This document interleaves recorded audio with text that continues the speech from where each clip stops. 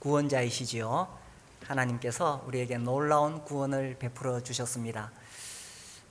뿐만 아니라 우리가 이 땅에 사는 동안에도 하나님께서 늘 우리를 보살펴 주시고 또 구원해 주십니다. 혹시 죽을 뻔하다가 살아난 적 있으십니까? 제가 초등학교 때 3학년 정도였는가 그 학교에서 물놀이를 갔어요.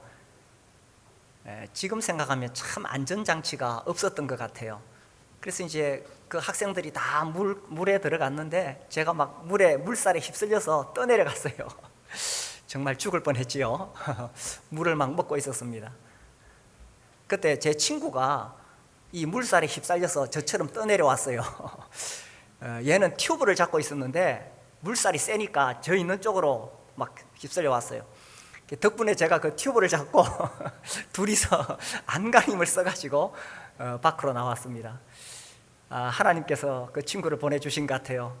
아니었으면 못 살아날 뻔했습니다.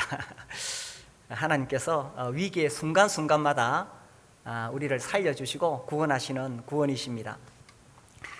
우리가 성경 읽기표에 따라서 이사야를 지난주에 읽었지요. 이 이사야는 우시야, 요담, 아하스, 히스기야 왕 시대에 활동했던 선지자입니다. 이때는 안팎으로 정말 어렵고 힘든 상황이었습니다. 남쪽의 애굽은 늘 그렇게 버티고 있었고 위쪽으로는 북이스라엘과 또 아람이 있었고 또 동북쪽으로는 이때 아시리아가 한창 이 힘을 과시할 때입니다. 이 아수르는 아주 잔인한 민족으로 알려져 있지요. 그냥 쳐들어와서 다 죽여버립니다. 그런 위기 속에서 또 왕국은 우상을 숭배하고 타락하고 그래서 정말 위험에 처해 있었을 때입니다. 그때에 이사야는 하나님이 나의 구원이시라고 선포합니다. 선지서들을 읽어보면 이 공통점이 있습니다. 그 당시에 하나님을 떠난 백성들에게 회개하고 돌아오라고 책망을 합니다. 그와 함께 하나님께서 구원이시다, 하나님께 돌아와라 하면서 하나님의 구원, 희망을 선포합니다. 그래서 보라, 하나님은 나의 구원이시라 이렇게 선포하죠. 12장 1절에 보시면 그날 지금은 아수르의 위협 속에 있지만 그날이 있다는 것입니다. 그날에 네가 말하기를 여호와여, 주께서 전에는 내게 노하셨사오나 이제는 주의 진노가 돌아섰고 또 주께서 나를 안위하시오니 내가 주께 감사하겠나이다 할 것이니라. 그날에 지금은 아수르의 위협이 여전합니다. 아무 문제도 해결되지 않았습니다. 그러나 그날이 온다는 거예요. 그날에는 하나님의 진노가 그치고 이제 모든 위기에서 벗어나게 되고 하나님의 안위, 하나님의 위로와 보호를 받게 된다는 거죠. 이런 지금은 위기 속에 있는데 그 상황 속에서 하나님은 나의 구원이시라 이렇게 선포했던 것입니다. 그래서 신앙이 뭐냐? 잔잔한 호수 위에 뱃놀이를 하면서 감사하는 것이 이것이 신앙이 아니지요. 폭풍우가 몰려올지라도 그 속에서도 하나님이 나의 구원이시라고 선포하는 것, 이것이 믿음입니다. 왜냐하면 하나님께서 그 폭풍우 속에서 나를 구원해 주실 것을 믿기 때문이죠. 그래서 모든 문제가 다 해결이 되어서 그래서 감사하는 것이 아니고 아직 위기 속에 있습니다. 여전히 문제는 나를 둘러싸고 있습니다. 그렇지만 그런 문제 가운데서도 하나님은 나의 구원이시라 하고 선포할 수 있는 것이 이것이 믿음이라는 것이지요. 그래서 지금은 여전히 문제가 있지요. 우리 사춘기 자녀들을 키우는 부모들은 때때로 낙심이 될 겁니다. 아유, 저 아이가 자라서 어떻게 될까? 그렇지만 그날을 바라보면서 하나님이 나의 구원이시라, 우리 자녀가 이제 잘 자라서 훌륭한 하나님의 사람이 될 것을 바라보면서 그렇게 믿음을 선포하는 것, 이게 믿음이죠. 자, 지금 이 아수르가 정말 최대의 위협입니다. 10장 24절에 보시면,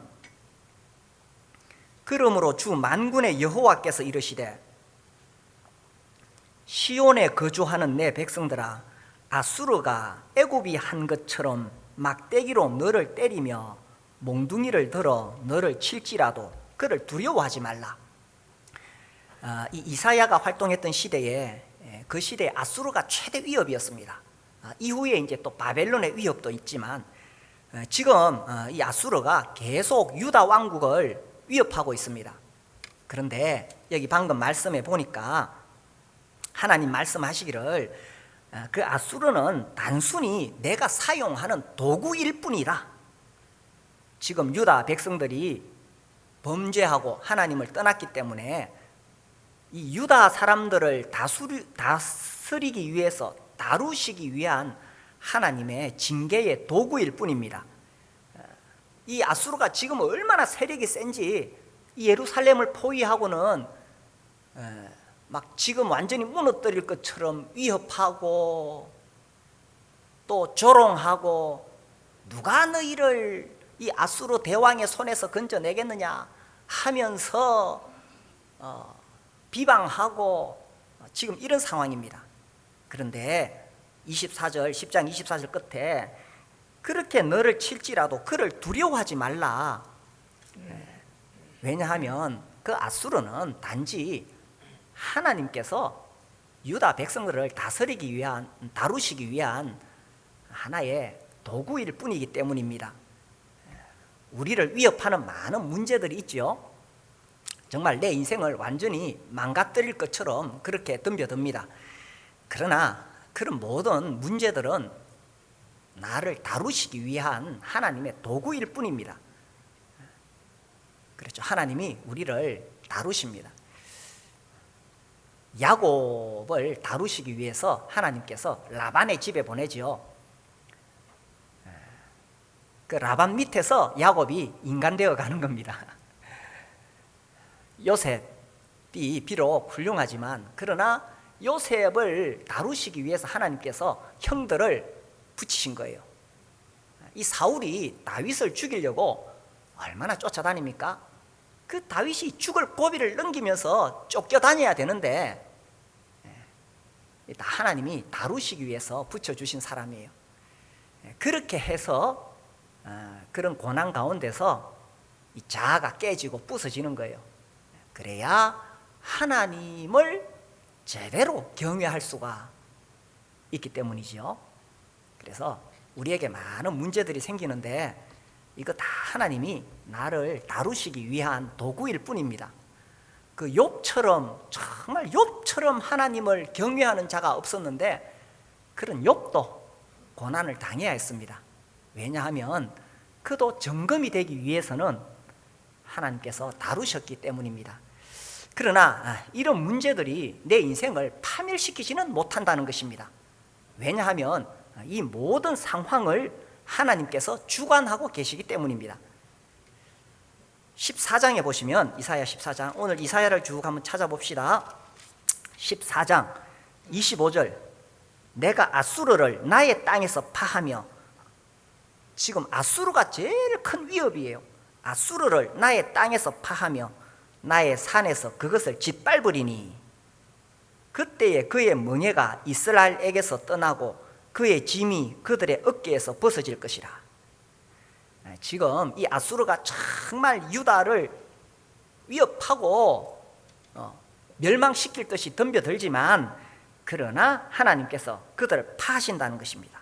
26절, 이것이 온 세계를 향하여 정한 경령이며 이것이 열방을 향하여 편손이라 하셨나요? 이것이, 이 모든 상황이 하나님의 주권하에 있다는 것입니다. 그러니까 세계 열강들이 하나님의 손에 있다는 거예요. 미국이 아무리 큰 소리 쳐도, 중국이 아무리 대단한 것 같아도, 그죠? 뭐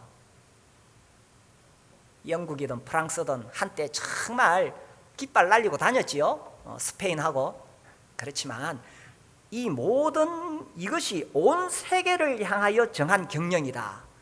온 세계를 경영하시는 하나님의 손에 있다는 것입니다. 27절, 만군의 여호와께서 경영하셨은즉, 하나님이 이렇게 하시기로 작정하셨은즉 누가 능히 그것을 패하며 그의 손을 펴셨은즉 누가 능히 그것을 돌이키랴. 하나님께서 다 작정하신 대로 이루어지기 때문에 그냥 우연히 저절로 그냥 아무 목적 없이 이런 일이 생기는 것이 아니라는 거죠. 작년부터 코로나로 인해서 온 세계가 어려움을 겪고 있습니다. 그러나 우리가 이때에도 알아야 될 것은 이것도 하나님의 주관하에 있다는 것입니다. 우리가 이 세상을 사는 동안에 많은 문제들을 만나고 고난을 겪게 되는데 하나님께서 이것을 통해서 가르치시는 교훈이 있다는 거예요. 왜 아수르가 유다 백성을 이렇게 위협하고 있느냐? 하나님의 교훈이 있다는 것입니다. 그래서 고난을 받으면서 그 교훈을 배워야 돼요. 고난을 받으면서도 하나님이 지금 나에게 주시는 교훈을 깨닫지 못하면 헛고생만 하는 거예요. 고생은 고생대로 하고 하나님의 교훈은 받지 못하고.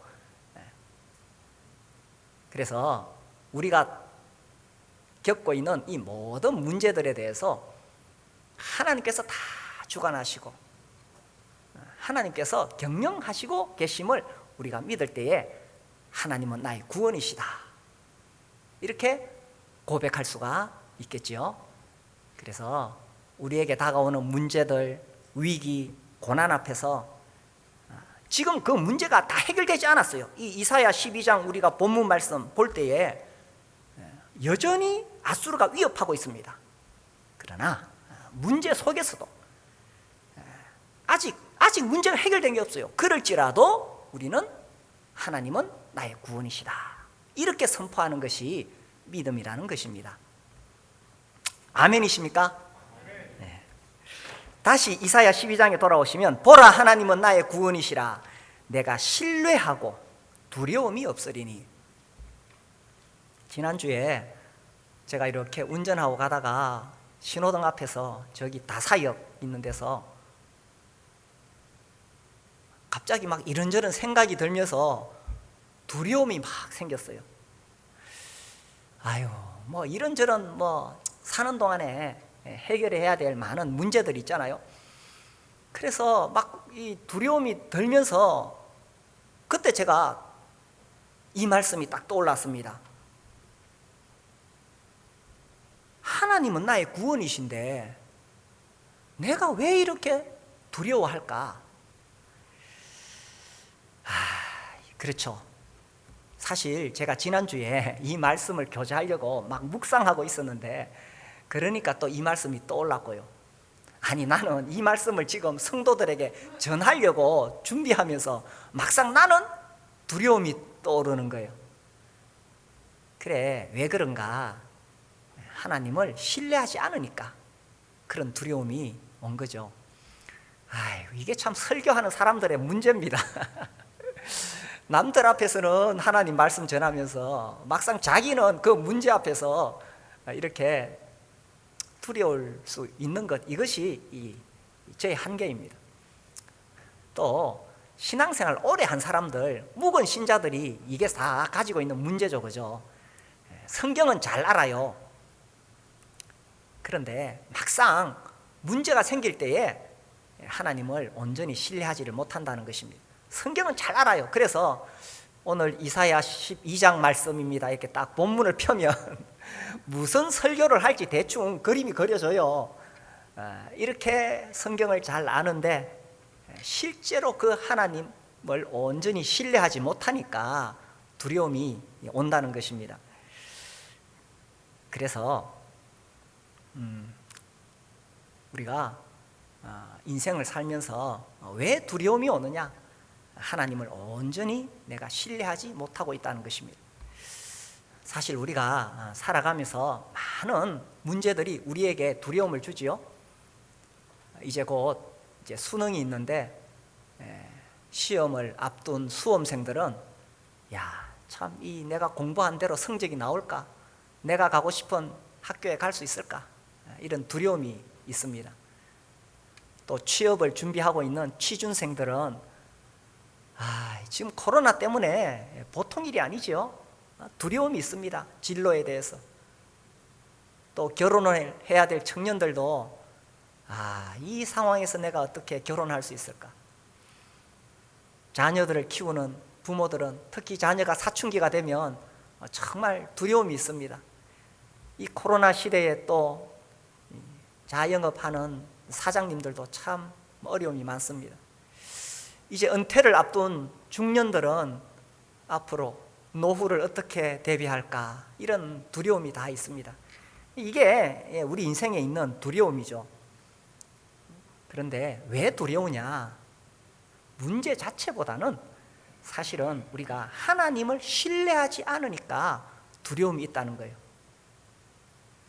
12장 2절 말씀에 내가 하나님을 신뢰하고 두려움이 없으리니, 우리가 하나님을 온전히 신뢰하게 되면 두려움이 없다는 것입니다.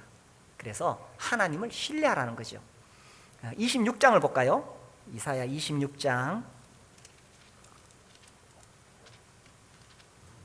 3절에 보시면 3절 4절 우리 같이 읽읍시다. 시작. 주께서 심지가 견고한 자를 평강하고 평강하도록 지키시리니 이는 그가 주를 신뢰함이니이다. 너희는 여호와를 영원히 신뢰하라. 주 여호와는 영원한 반석이시미로다. 심지가 견고한 자, 이 참 마음에 와닿지요. 이 마음의 중심의 의지가 아주 견고해서 흔들리지 않는 사람, 이런 사람은 두려움이 없습니다. 하나님께서 이런 사람에게는 평강하고 평강하도록 지켜주십니다. 왜? 이런 사람들은 주님을 신뢰하기 때문에. 그래서 문제가 당장 해결되지 않아도 심지가 견고한 사람은 하나님을 신뢰합니다. 기도 응답이 더딜지라도 딱 버티고 서서 하나님이 내 기도를 듣고 계셔 하면서 하나님을 신뢰하는 겁니다. 그러니까 하나님께서 이런 사람에게는 평강하고 평강하도록 그 마음을 딱 붙잡아 주신다는 거죠. 그래서 4절에 너희는 여호와를 영원히 신뢰하라. 하나님을 신뢰하라. 주 여호와는 영원한 반석이심이라. 왜 하나님을 신뢰하라고 합니까? 하나님은 나의 구원이시니까. 이 선지서들을 보면 선지자들이 계속 하는 이야기가, 이 메시지가 핵심이 있어요. 그게 뭐냐 하면 이 이스라엘 백성들이 이 이제 선지자들이 활동할 시기에, 특히 분열 왕국 시대에 정말 그 외세의 위험이 많았거든요. 그러니까 자꾸 다른 데 기웃거리는 거예요. 애굽에서 도움을 얻을까 싶어가지고 애굽으로 내려가려고 그러고, 또 이 아수르가 한창 팽창할 때 아하스 왕은 또 아수르에다가 어떻게 줄을 댈 수 있을까 이렇게 기웃거리는 거예요. 그래서 이 선지자들이 계속 공통적으로 하는 이야기는 제발 딴 데 좀 기웃거리지 말고 하나님을 신뢰해라. 이게 공통적인 메시지입니다. 그래서 이 선지서들에서 선지자들이 하는 핵심 메시지는 하나님은 하나님을 신뢰하는 자를 반드시 구원하신다. 이게 메시지입니다. 제발 딴 데 좀 기웃거리지 마라. 하나님을 좀 신뢰해라. 하나님이 구원하신다는 거죠. 그런데 이 유다 백성들이 자꾸 딴 데 기웃거리다가 결국 망하고 말지요.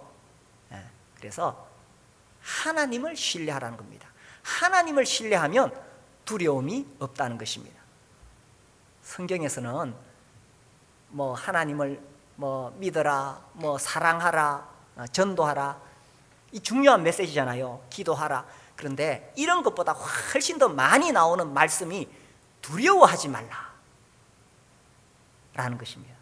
누가 세알려 보니까 뭐 366번인가 나온대요. 365일 동안 두려워하지 말고 혹시 잊어버릴까 싶어서 한 번 더 기록하셨다. 두려워하지 말라. 우리 이사야서의 아주 유명한 말씀 한번 찾아볼까요? 이사야 43장 봅시다. 43장. 자, 유명한 말씀이죠. 1절에서 3절까지. 1절, 야곱아 너를 창조하신 여호와께서 지금 말씀하시느니라. 같이 읽읍시다. 이스라엘아, 시작. 이스라엘아 너를 지으신 이가 말씀하시니라. 너는 두려워하지 말라. 내가 너를 구속하였고 내가 너를 지명하여 불렀나니 너는 내 것이라. 네가 물 가운데로 지날 때에 내가 너와 함께 할 것이라. 강을 건널 때에 물이 너를 침몰하지 못할 것이며 네가 불 가운데로 지날 때에도 타지도 아니할 것이요 불꽃이 너를 사르지도 못하리니 대저 나는 여호와 네 하나님이요 이스라엘의 거룩한 이요 네 구원자이심이라. 내가 애굽을 너의 속량물로 구스와 스바를 너를 대신하여 주었노라. 아멘. 지금 이 아수르가 이 유다 왕국을 집어삼키려고 계속 위협하고 있습니다.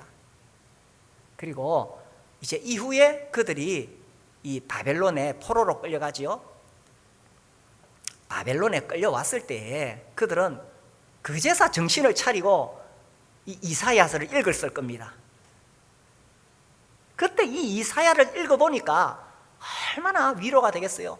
사실 이제 바벨론으로 와서 보니 고향 땅을 떠났지요. 하나님께서 아브라함에게 약속하신 땅 잃어버렸습니다. 그리고 그들의 삶의 중심이었던 성전도 파괴되었습니다. 다윗 왕가도 사라졌습니다. 이제 정말 아무 희망이 없는 것처럼 보이겠지요. 그리고 또 지금 먼 타국 땅에서 그렇게 살고 있으니 얼마나 의지할 데가 없었겠어요? 그런데 그들이 그런 상황에서도 이 말씀을 읽었을 것이고 그때 얼마나 위로가 되었을까요? 그죠? 하나님 말씀이시기를 내가 너를 구속하였고 내가 너를 지명하여 불렀나니 너는 내 것이라. 너는 두려워하지 말라. 그래서 하나님께서 자기 사람들에게 정말 반복해서 하시고 싶었던 말씀이 너는 두려워하지 말라는 것입니다. 너는 두려워하지 말라. 2절에 네가 물 가운데로 지날 때에 강을 건널 때에 네가 불 가운데로 지날 때에 그때도 두려워하지 말라. 자, 우리는요 하나님이 나를 지켜주셔서 내가 물 가운데로 안 갔으면 좋겠어요. 그죠? 아예 그냥 강을 지나지 않았으면 좋겠어요. 그런데 인생이 그런 것이 아니라는 겁니다. 인생은 물 가운데로 지나가야 되고 강을 건너야 되고 불 가운데로 지나가야 되는 겁니다. 예수 믿으면 아무 문제가 없는 것이 아니고 다 똑같이 이런 고난을 겪게 됩니다. 그리고 때에 따라서 하나님께서는 특별히 나를 위한 이런 훈련 과정이 있다는 것입니다. 그래서요 우리가 물 가운데 지나갈 수 있습니다. 아이고 예수 믿었는데 왜 나에게 이런 문제가 생겨요? 아니요, 하나님이 아수르를 통해서 유다를 다루시듯이 라반을 통해서 야곱을 다루시듯이 하나님이 이런 문제를 통해서 나를 다루시는 거예요. 그래 안 하면요 우리 다 본성이 교만합니다. 다 지가 잘났고 자기가 주인 되어 살아갑니다. 죄가 뭡니까? 자기가 주인 되어 살아가는 게 죄잖아요. 우리가요 아무 문제 없으면 자기가 다 하나님 자리에 앉아가지고 자기가 자기 인생의 주인인 것처럼 그렇게 고집 부리고 자기 생각대로 살라 그러고요 하나님 말씀을 가벼이 여깁니다. 그래서 물 가운데 지나가야 되고 강을 건너야 돼요. 그래야 인생이 부서지고 깨지면서 내가 내 인생의 주인이 아니구나, 하나님이 주인이시구나, 그렇게 깨닫는 거예요.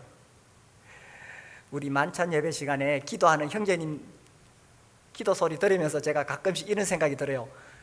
야, 저 형제님이 어떻게 예수를 믿게 되었을까? 옛날 그대로 잘 나갔으면 예수 믿을 사람이 아닐 것 같아. 옛날에 그 잘 나가던 그래 계속 살았으면 예수 믿었겠어요? 잘 나갔지 세상에서. 그러다가 깨지고 부서지면서 그때 인생이 내 마음대로 되는 것이 아니고 인생의 주인이 내가 아니구나. 그래서 예수 믿고 예수님을 주인으로 모신 거잖아요. 그게 복이지 않습니까? 세상에서 잘 나가지고 지가 주인 돼서 살아가면 죄 가운데 살다가 죽어 지옥 가면 이거 얼마나 불행입니까? 강을 건너면서 불을 지나면서 그제서 부서지고 깨지고 내 생각, 내 고집을 내려놓게 되고 그래서 하나님 말씀 앞에 엎드리게 되는 거예요. 그게 복이라는 것입니다. 그런데 하나님께서 나에게 그런 상황을 허락하실 때 그것 때문에 내 인생이 망하는 것은 아니라는 거예요. 아무리 내가 물을 지나고 강을 건너고 불 가운데 있을지라도 하나님이 나를 망하도록 내버려 두지를 않습니다. 왜? 그때도 하나님이 함께 하시니까. 네가 물 가운데로 지날 때 내가 너와 함께 할 것이라. 내가 너와 함께 할 것이라. 강을 건널 때 물이 너를 침몰하지 못할 것이며 네가 불 가운데로 지날 때 타지도 아니할 것이요. 우리가 불 가운데 있을 때 불꽃이 나를 불살라 버려서 내 인생이 다 망할 것 같지만 그렇게 되지 않는다는 거예요. 왜? 이 모든 것이 다 하나님의 손에 있기 때문에. 그래서 하나님이 두려워하지 말라는 것입니다. 여기 시험을 앞둔 입시생들 두려워하지 마세요. 취업을 앞둔 취준생들, 결혼을 앞둔 청년들 두려워하지 마세요. 하나님이 두려워하지 말라. 그래서 우리가 하나님을 온전히 신뢰하게 되면 이 두려움이 사라지게 된다는 것입니다. 우리 인생 전체가 하나님의 손에 있다는 사실입니다. 아멘이 왜 안 나오시죠?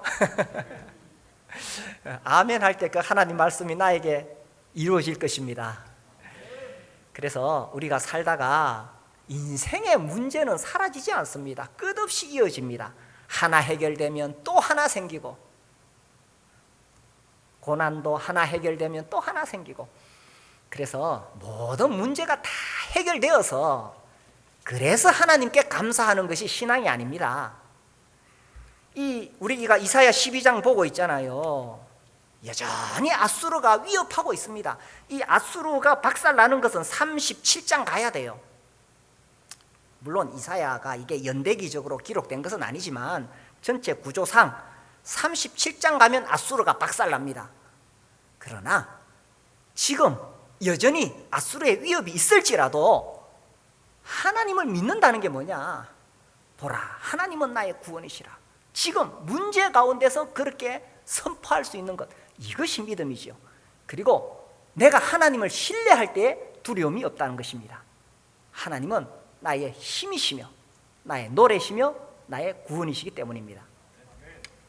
이사야 12장 3절 하반절, 그렇죠. 주 여호와는 나의 힘이시며 하나님은 나의 힘이십니다. 우리가 인생을 살면서 두려워하는 이유는 힘이 없으니까 그렇죠. 힘이 있으면 어두운 밤길을 갈 때에 힘이 있으면 뭐가 두려워요, 그죠? 힘이 있으면 아무리 어두운 길도 두렵지 않습니다. 세상에서 뭐가 힘입니까? 돈이 힘이지요. 돈이 있으면 웬만한 문제는 다 해결할 수 있습니다. 그래서 돈 벌려고 그렇게 하고, 그죠? 돈 많은 사람이 부러워 보이고 돈이 힘입니다. 세상에서 또 뭐가 힘입니까? 빽이 힘입니다. 그죠? 빽이 있으면 좋아요. 지금 뭐 자녀 백신 통해서 뭐 이거 하려고 막 하는데 잘 안 되죠. 빽이 있으면요, 그냥 바로 그 병원 가서 바로 백신 맞을 수 있습니다. 빽의 힘은 대단합니다. 또 뭐가 힘입니까? 요즘 세상에는 미모가 힘이더라고요. 외모 지상주의 이래가지고 예쁘면 많이 용서가 되더라고요. 그래서 뭐 외모가 힘이죠. 제가 어렸을 때 삼국지 보니까 경국지색이라는 말이 나오더라고요. 나라를 기울일 만큼 미인이다, 그런 뜻이죠. 그래서 막 나라가 흔들리고, 그죠? 그런 여자들 때문에. 그래서 세상에서는 돈이 힘이고 뭐 백이 힘이고 잘난 게 힘입니다. 그런데 아무리 이런 세상적인 힘이 있어도 이게 한계가 있다는 것입니다.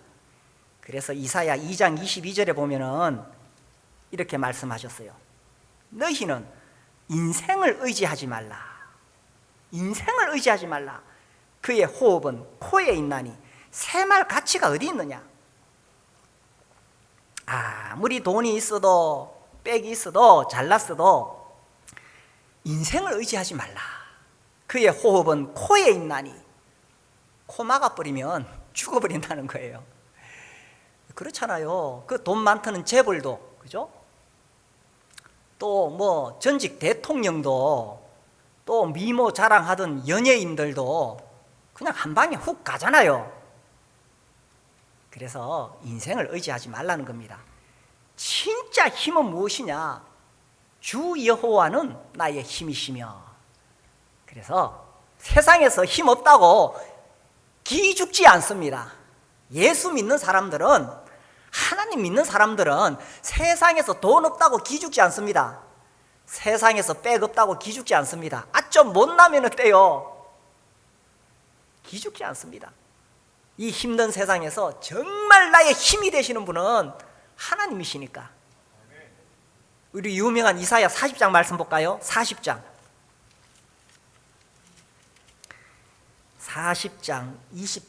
28절부터 읽을게요. 너는 알지 못하였느냐? 듣지 못하였느냐? 영원하신 하나님 여호와, 땅 끝까지 창조하신 이는 피곤하지 않으시며 곤비하지 않으시며 명철이 한이 없으시며. 자, 29절부터 31절까지 읽읍시다. 시작. 피곤한 자에게는 능력을 주시며 무능한 자에게는 힘을 더하시나니 소년이라도 피곤하며 곤비하며 장정이라도 넘어지며 쓰러지되 오직 여호와를 앙망하는 자는 새 힘을 얻으리니 독수리가 날개치며 올라감 같을 것이요 다른 박질하여도 곤비하지 아니하겠고 걸어가도 피곤하지 아니하리로다. 아멘. 세상 힘 없어도 당당한 것이 예수 믿는 사람들입니다. 하나님이 나의 힘이시니까요. 하나님은 영원하신 하나님이시고 땅끝까지 창조하신 하나님, 하나님 피곤하지 않습니다. 그래서 29절 말씀처럼 피곤한 자에게 능력을 주십니다. 무능한 자에게 힘을 주십니다. 그래서 우리가 하나님 앞에 나와서 하나님, 나 지금 피곤합니다. 나 정말 이 문제 앞에서 이거 해결할 힘이 없습니다. 그렇게 나오면 우리에게 능력을 주시고 힘을 더하여 주십니다. 소년이라도 피곤하고 장정이라도 넘어지죠. 아무리 세상에 돈 있고 빽 있고 잘났어도 세상 힘은 한계가 있다는 거예요. 그러나 여호와를 앙망하는 자는 새 힘을 얻습니다. 하나님을 앙망해서 이 시간 새 힘을 얻으시게 되기를 바랍니다. 자, 다시 12장 돌아오시면 주 여호와는 나의 힘이시며 나의 노래시며 나의 구원이심이라. 이 표현이 이 출애굽 이후에 이스라엘 백성들이 불렀던 노래입니다. 출애굽기 15장 2절에 보면 주 여호와는 나의 힘이시고 노래시고 구원이시다, 이렇게 노래합니다. 사람들이 하나님의 놀라운 구원을 경험하게 되면 이 속에서부터 하나님을 향한 이 찬양이 막 터져 나옵니다. 노래는 그냥 뭐 그 가락에 따라 부르는 거 뭐 그럴 수 있겠지만, 진짜 노래는요, 이 하나님의 놀라운 구원을 경험하면 이 속에서부터 막 터져 나오는 것이, 이것이 노래죠. 이 감정이 터져 나오는 거잖아요. 그래서 이스라엘 백성들이 홍해를 건너니까 이게 막 참을 수가 없어. 그래서 막 노래하는 거예요. 하나님은 나의 구원이시며 힘이시며 노래시다. 이제 이들이 지금은 아수르에 의해서 위협을 받고 있지만 그들은 장차 아수르에서 해방될 날을 바라보면서 이제 이 노래를 부르는 겁니다. 그래서 우리가 살면서 지금 아직은 문제가 해결되지 않았지만 하나님이 참으로 나의 구원이시라서, 하나님이 나의 힘이시라서, 하나님이 나의 노래시기 때문에 그래서 우리가 하나님을 노래할 수가 있는 거지요. 그리고 하나님은 나의 구원이시라 다시 한번 반복하고 있습니다. 아수르가 아무리 세력이 강해도, 바벨론이 아무리 세력이 강해도 하나님께서 보호하시면, 하나님께서 지켜주시면 그 위협에서 안전할 수 있다는 것입니다. 25장 한번 볼까요? 저는 25장 말씀이 참 좋아요. 25장 4절에 보시면은 주는 포학자의 기세가 성벽을 치는 폭풍과 같을 때에 빈궁한 자의 요새이시며 환난당한 가난한 자의 요새이시며 폭풍 중에 피난처이시며 폭양을 피하는 그늘이 되셨사오니. 그죠? 작년에 막 이 얼마나 태풍이 폭우가 우리 건물에 몰아쳤는지 모릅니다. 그래서 막 비가 여기저기 새가지고 작년에 좀 바빴어요. 이쪽으로 막 비가 저쪽에서 강가에서 우리 건물에 막 몰아쳤죠. 우리 건물은 그걸 다 못 막아내서 좀 새기는 했지만 주님이 나의 요새가 되시면 아무리 폭우가 몰아쳐도 안전하다는 것입니다. 주는 포학자의 기세가 성벽을 치는 폭풍과 같을 때에, 그러죠, 우리를 넘어뜨리려고 오는 이 악한 세력, 이 많은 문제들이 폭풍과 같을 때에 빈궁한 자의 요새이시며, 우리가 가난하고 힘이 없어도 주님 안에 있으면 주님이 나를 보호해 주신다는 것입니다. 환난당한 가난한 자의 요새이시며, 그렇죠, 세상에서는 돈이 힘인데 주님은 가난한 자의 요새시라고 말씀하셨습니다. 폭풍 중에 피난처이시며 폭양을 피하는 그늘이 되셨사오니, 하늘에서 뜨거운 떼약빛이 내려질지라도 주님이 우리의 그늘이 되신다는 사실이죠. 그래서 이 아수르가 예루살렘 포위하고 그래 악독한 말로 유다를 비방했거든요, 성경에 보면. 그런데 이제 이사야 37장에 들어가면은 하루아침에 박살납니다. 18만 5천 명이 하루아침에 다 송장이 되어버립니다. 하나님께서 유다를 지키시겠다고 말씀하셨기 때문에. 자, 우리 다시 이사야 12장 3절 봅시다. 12장 3절 같이 읽어볼까요? 그러므로 너희가 기쁨으로 구원의 우물들에서 물을 기르리로다.